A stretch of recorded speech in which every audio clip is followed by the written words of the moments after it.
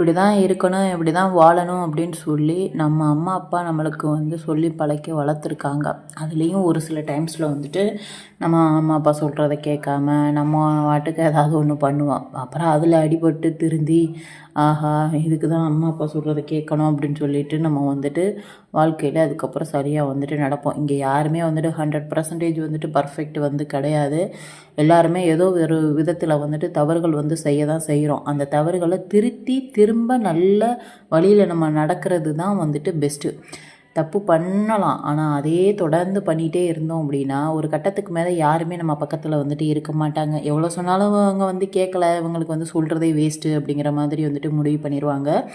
வாழ போகிறது என்னமோ ஒரு லைஃப் தான், அதை ஒழுங்காக கரெக்டாக நேர்மையாக வாழணும்.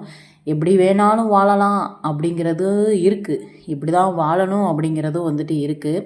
ஹஸ்பண்ட் ஃப்ரீடம் கொடுக்குறாரு அப்படிங்கிறதுக்காண்டி அந்த ஃப்ரீடத்தை மிஸ்யூஸ் பண்ணோம் அப்படின்னா அதுக்கப்புறம் அவருக்கு நம்ம மேலே நம்பிக்கையே வராது. எதுவாக இருந்தாலும் சரி, வாழ்வோ சாவோ, ஹஸ்பண்ட் அண்ட் ஒய்ஃப் இன்பம் துன்பம் கஷ்டம் எல்லாத்துலேயுமே சேர்ந்து தான் இருக்கணும்.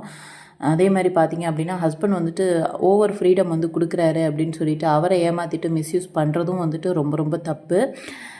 நம்மளுக்காண்டி தானே அவர் கஷ்டப்படுறாரு அப்படிங்கிறத ஒரு வீட்லேயும் ஒருத்தரும் உணர்ந்துட்டோம் அப்படின்னாவே ஆட்டோமேட்டிக்காக குடும்பத்தில் எந்த பிரச்சனையுமே வராது. அழகில் ஒன்றும் கிடையாது, சரிங்களா?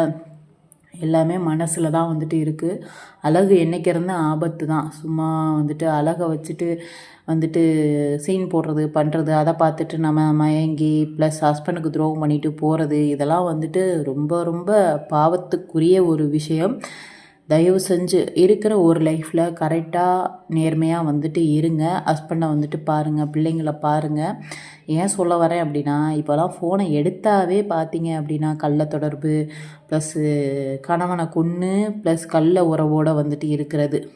அதில் என்ன கிடைக்க போகுது அப்படிங்கிறது தெரியலை. எத்தனை பேர்கிட்ட போனாலும் ஒரே சுகம்தான், சரிங்களா? நான் இதுக்கு மேலே பச்சையாக சொல்ல முடியாது. ப்ளஸ் ஹஸ்பண்ட்டை கிடைக்காதது வேறு ஒருத்தன்ட்ட என்ன கிடைக்க போகுதுன்னு எனக்கும் தெரியலை.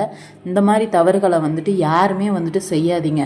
நம்ம பெண்கள் பார்த்திங்க அப்படின்னா ஒருத்தன் தப்பாக பார்த்தாவே அவனை தெரித்து ஓட விடுற நாட்டில் நம்ம பிறந்திருக்கோம்.